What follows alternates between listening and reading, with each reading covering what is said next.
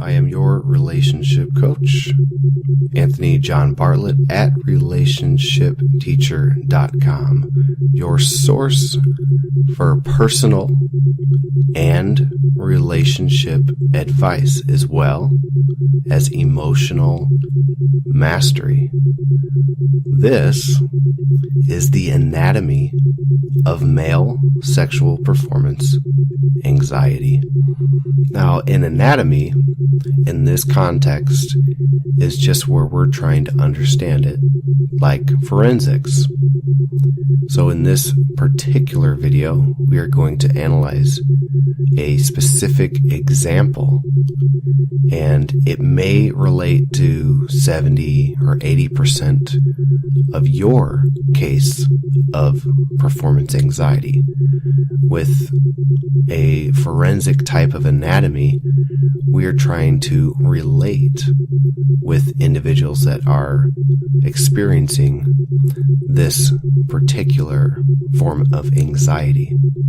And with relating to individuals, that's our first step with helping them, because we have to relate to extend our hand to each other. So we can first kind of get an idea of what really the performance anxiety is. Often individuals experience anxiety without fully understanding it. And it's awareness, one of those mindful techniques that really brings about the first stage of bringing an end to any form of anxiety or any strife in one's life. Awareness is a very powerful tool that we use.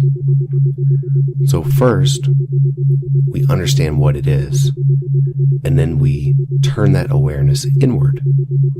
So, performance anxiety is worrying about performance during sex. It's also worrying about the arousal process that precedes sex. Performance anxiety also encompasses thoughts of body image. In fact, body image is one of the main factors that contributes to female performance anxiety. While that's a little bit off topic, female performance anxiety related to body image is one of the main contributors to a poor sex life in romantic relationships. So in performance anxiety, and this is across the board, male or female, individuals can become hyper aware of themselves. And researchers call this a spectator role.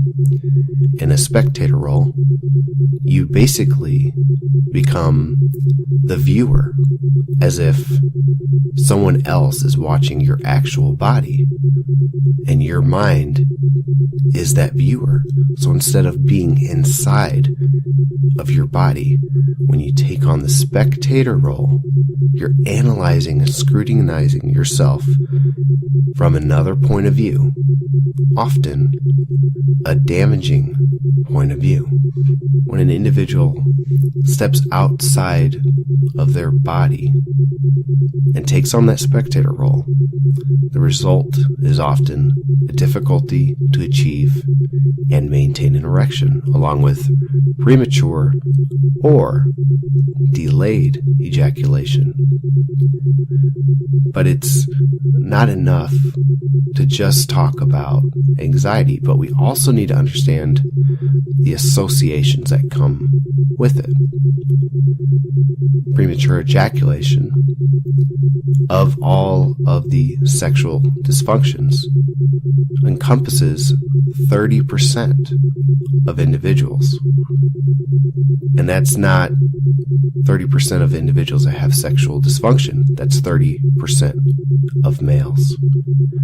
Erectile dysfunction comes in at a close second, but it scales dramatically with age. Young individuals tend to not suffer suffer from erectile dysfunction, while older individuals come in at about 30% maybe, even into their elderly years.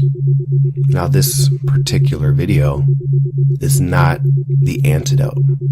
Again, this is the trying to understand each other process, where we can build upon our awareness and where we truly understand what the performance anxiety is. And as soon as we fully comprehend it, it becomes more understood, and then it's a hurdle. Once we understand the hurdle, we can surpass the hurdle. So this will be a particular example, and hopefully viewers will relate to it in a number of ways. There are many different examples, though, for sexual performance anxiety. It has a lot of faces to it, but this is one particularly devious example. And these participants' names were changed for anonymity. Eric and Jessica were young lovers. They were relatively young in age, in their late 20s, but they were newly divorced. Both of them were. They began dating, and it was what you would call a whirlwind romance. The two found each other and devoted a lot of time and energy to one another. Both had been in stagnant relationships, while Eric had been in a hostile relationship, actually became abused at one point, while Jessica was in more of a friendship type relationship, devoid of any passion. So Eric and Jessica were very happy to begin dating again and actually feel those hormones and emotions again. Experiencing a lot of passion, kissing, and fondling, their relationship developed quite quickly. After several weeks, the urge to have sex became pretty serious. Luckily, they were smart enough to wait until they could do it safely. Luckily, they did, and they scheduled to have sex the following day, where they could have contraceptives and make it more romantic. So the next day arrived, and the plan was for Jessica to come and visit Eric.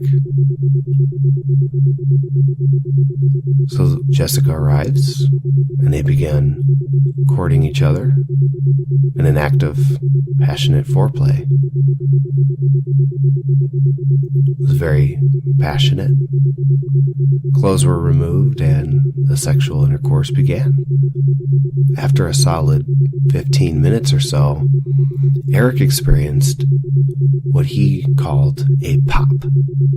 It was an audible pop and a physical pain in his back. Within seconds, his erection vanished. Now it's something to be completely erect, and within mere seconds, the entire mass of blood and blood pressure completely gone. And in this moment, Eric panicked. He didn't know what was going on. He had never experienced the elimination, if you will, of an erection so quickly, especially because the intercourse was going so well. So he experienced that painful pop, and he made an excuse. Luckily, Jessica understood, and they put their clothes back on and continued with their day, ultimately having a meal. The entire time, though, Eric was sick of the thoughts of what happened. And after they parted ways, he was completely barraged by thoughts of questioning his sexual performance, his entire sexual character even, as if what happened was permanent. So one instance became a terrifying event that his mind extrapolated into the future. So he did a little bit of research online, if you will, before going to bed. The following morning, he hoped he would feel better. He hoped it would just be a passing terror. But he woke up the next morning and instantly felt panicked. The feeling really didn't go away. He felt that nervous or anxious twitch, and instantly his mind went right back to feeling as if he was unable to perform. Now, interestingly, what happened following was what we can characterize as hyper-awareness. So, from that point forward, Eric experienced hyper-awareness of his penis. And what that means is he was constantly focused on his genitals. Every time he walked or when he sat down, his mind was focused on that feeling, those physical sensations. And it was constantly an evaluation process, if you will. So if he saw a pretty woman, he might think, wait, why am I not getting aroused? Or he would try to will it to become erect. So he set himself up. So the thoughts that he had were, what if I don't get hard? What if I cannot please her? What if I can never be normal again? Now these are thoughts he had because he was still dating Jessica, and he had actually another date with her this night, which was the night after he experienced that failure.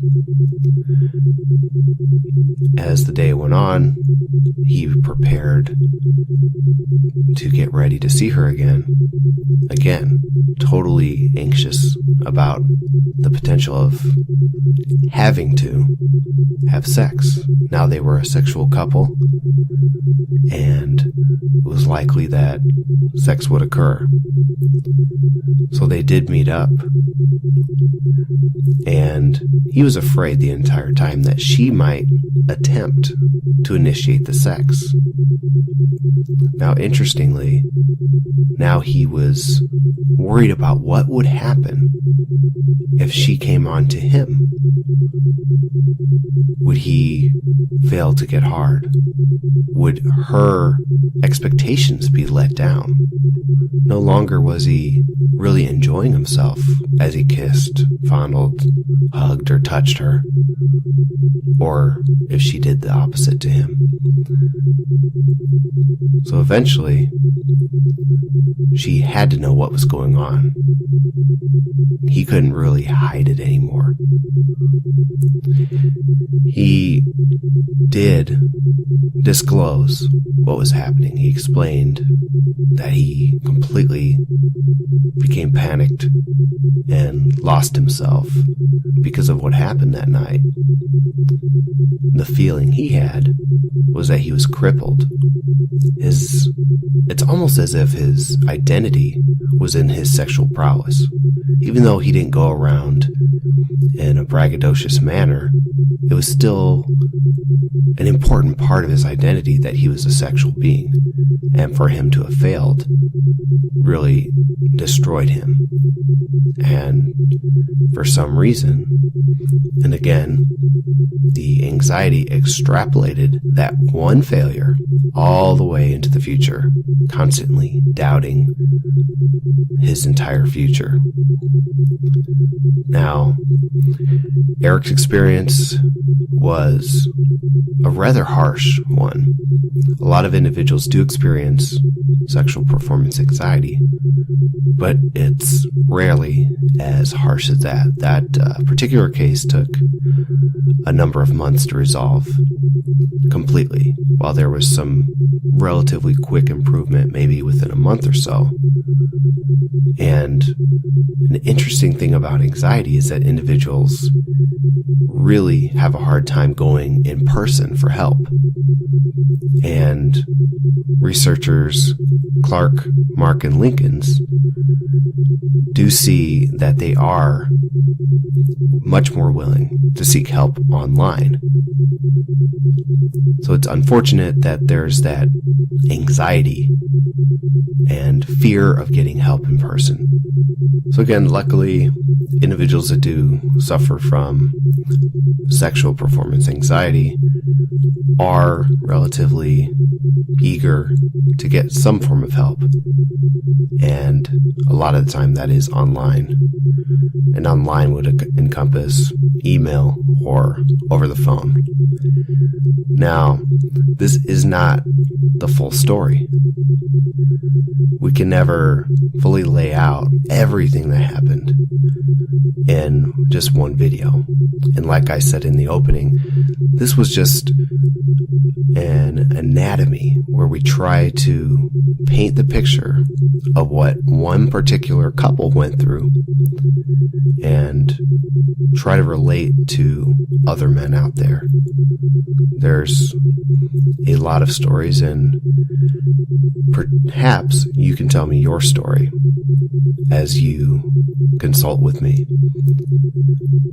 Now, I did mention the help that awareness has. And awareness, in my opinion, is kind of like empathy. It's not the same thing, but where it is similar is awareness and empathy bring about knowledge and understanding. So when we become aware of something, we just try to understand it. A lot of times with anxiety, there's that fear of looking inward because we don't want to see that flaw. We don't want to see the pain or the wound, the emotional wound that's there. A lot of times, there's a lot of rug sweeping.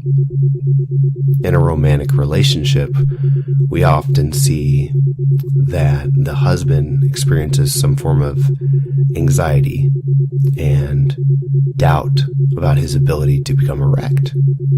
And this will have a lot of maladaptive effects on the relationship, and the wife will actually take it personally. A lot of times the wife feels that he's not attracted to her anymore, or he doesn't love her, or he's not trying.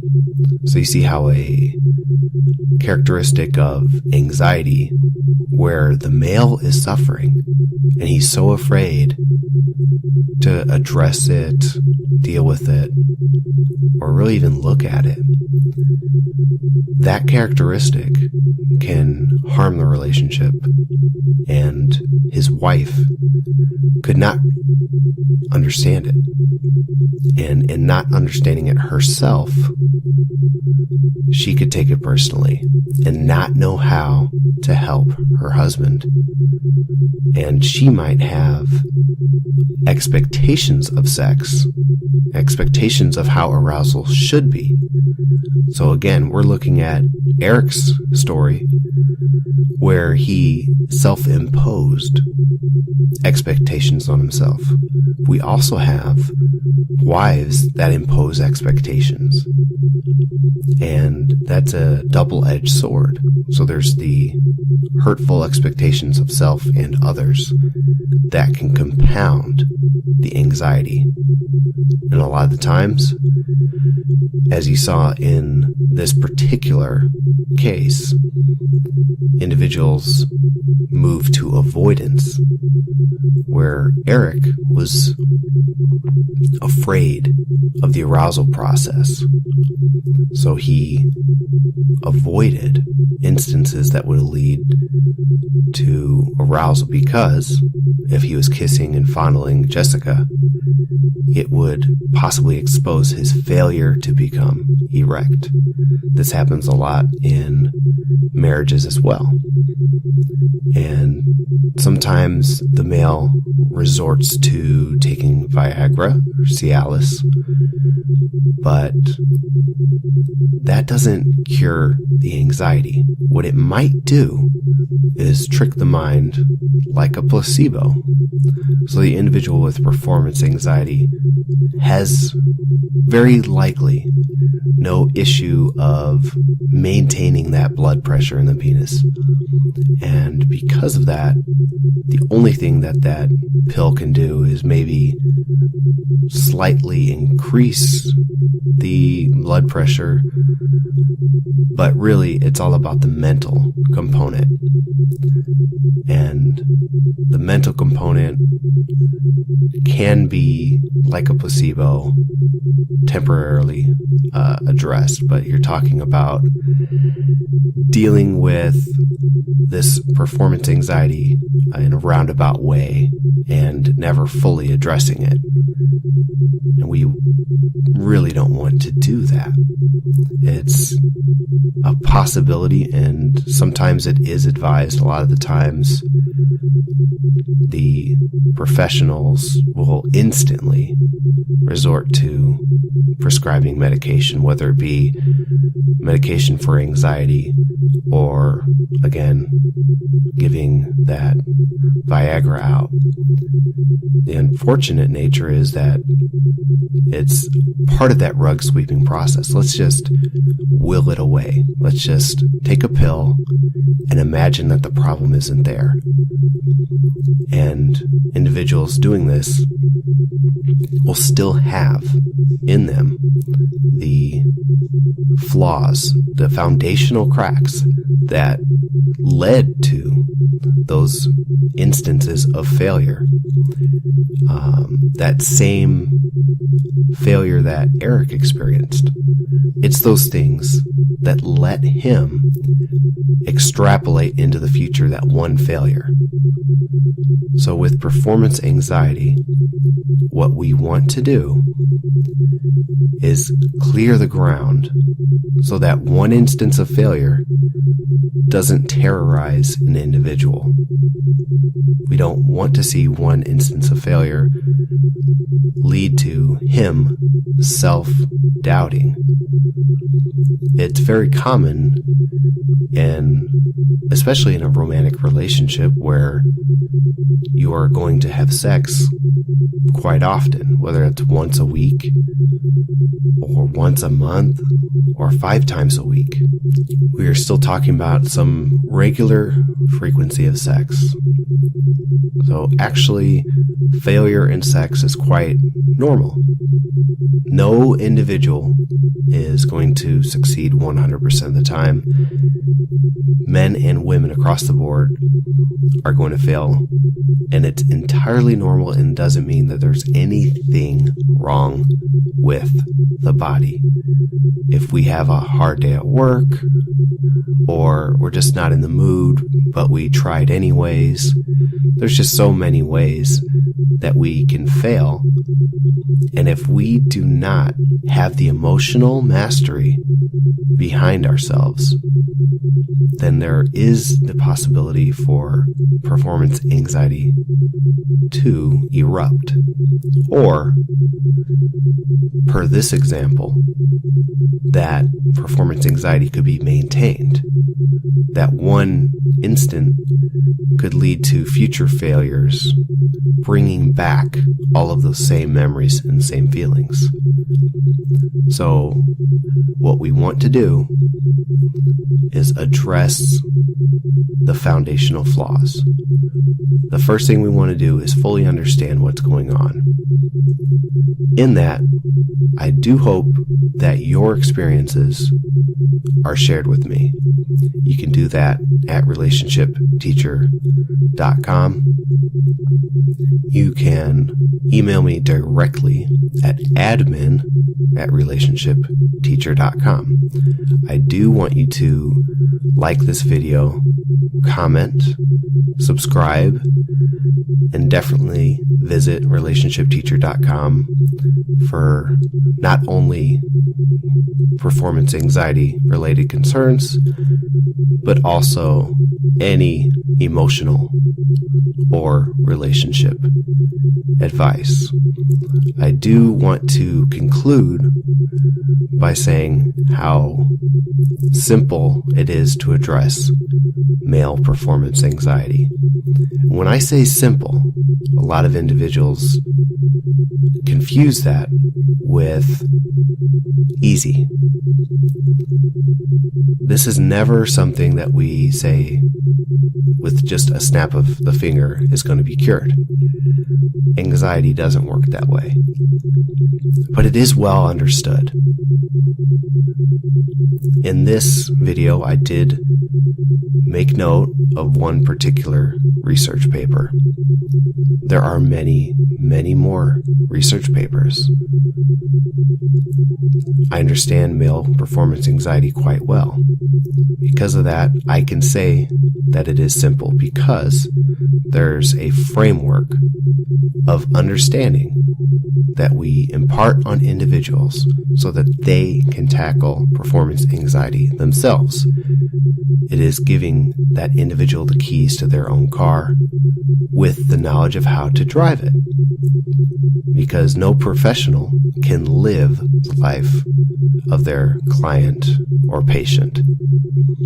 So it is relatively simple in that the steps that one takes are pretty well laid out. But there are challenges. There are sometimes some setbacks. But it's simple to address as long as the work is done. I'm telling individuals that they do not have to live with performance anxiety. All they have to do is master their emotions and tackle their mind. There are very powerful and well understood tools to accomplish that. I do appreciate you for taking the time to watch this video. Again, visit me at relationshipteacher.com. Thank you.